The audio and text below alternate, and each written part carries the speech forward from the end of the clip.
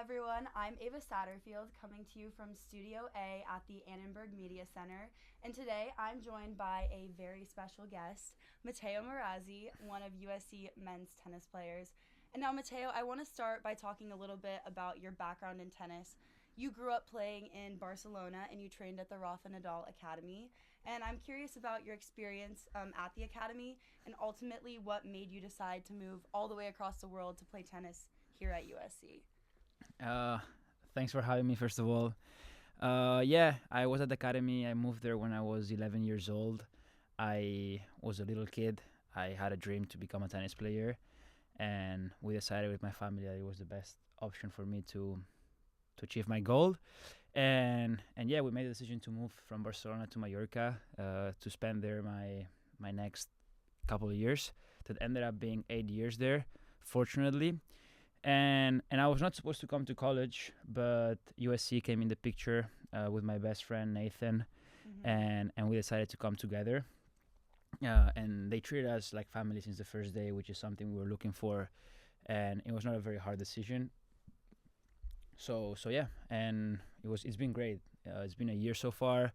We had ups and downs, but the ups have been super fun. So yeah. You mentioned you've been at USC for about a year now, and so how would you describe your overall experience so far, and what has been the biggest adjustment from you coming from Spain? I think I was lucky to be at the academy. The academy is a place where a lot of people don't want to go pro, and they just want to go to the academy to then go to college. So it's very centered with that. And I describe the academy as the kindergarten of college. Okay. It's the same thing, just with way less people. So it was, in terms of adjusting to schedules and everything, it was very easy. The hardest thing probably is being away from family and being away from the ones who you care the most. But then you come here and you find other people you care a lot about, so it's easier that way. Yeah, I know your team is very close knit. Yes. Now, you clinched two matches last year for the season. When you look back on your freshman year, what is the most memorable moment?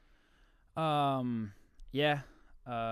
San Diego's up there when we clinched Yeah. second round of NCAs. But I think beating UCLA 2 times at their place and at home, that was probably like up there as well.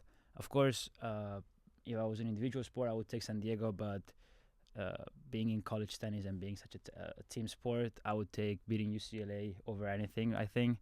And being at USC, beating the Bruins is probably one of the best feelings there are. It is. So doing it 2 times and doing it in their house, it's up there. Yeah, I was at both of your winning matches and the loss, unfortunately, and the atmosphere is definitely. I didn't play. I didn't play at the one we lost. Yeah, so I'm gonna. If the team had been in, we might have been in the quarterfinals.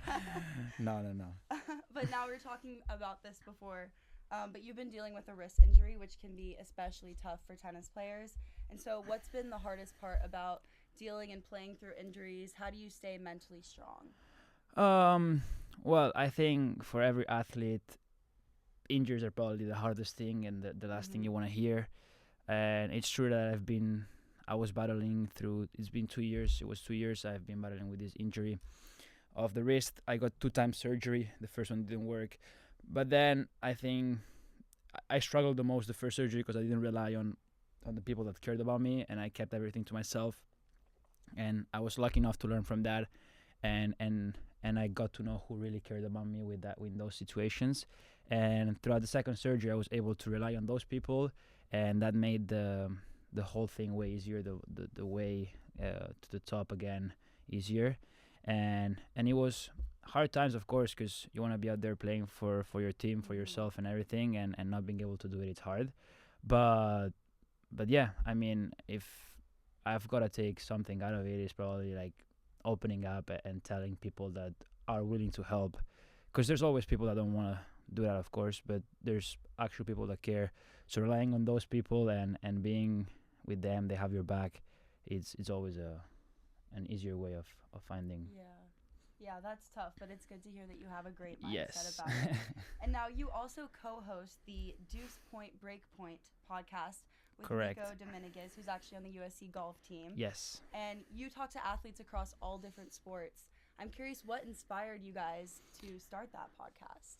I started last semester with Peter. I remember. He's my fellow senior, Mhm. my fellow journalism major. So he started off. He had to do an assignment for school, and he said, "Hey, let's do this episode." And then we ended up like having lots of fun. We ended up doing 7 episodes, I think. And then he left because he graduated, so everything was on me. He gave me the reins of it.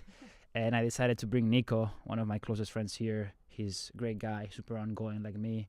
And yeah, we're just getting to know each other and getting to know how to do a podcast because we're both super new at it. So we're just learning, and we're both yappers, so we love to speak to people and to learn about people. And for me, one of the best ways to make friends here last semester was with the podcast. Bringing on people and then hanging out with them was super easy. And lately, can I please come to your podcast? So that's super fun to hear. And yeah, I mean, we dropped first episode a couple weeks ago. Second episode dropped on Wednesday, if I'm not wrong. So yeah. Now this summer, a video of you hitting with tennis professional Alexander Zverev got a lot of attention on social media. And so I'm kind of curious about how that hit came to be. And do you have other hitting experiences with pros that really stand out? Yeah, I mean, I was still injured on my wrist, but I still could hit forehands. It was my left wrist.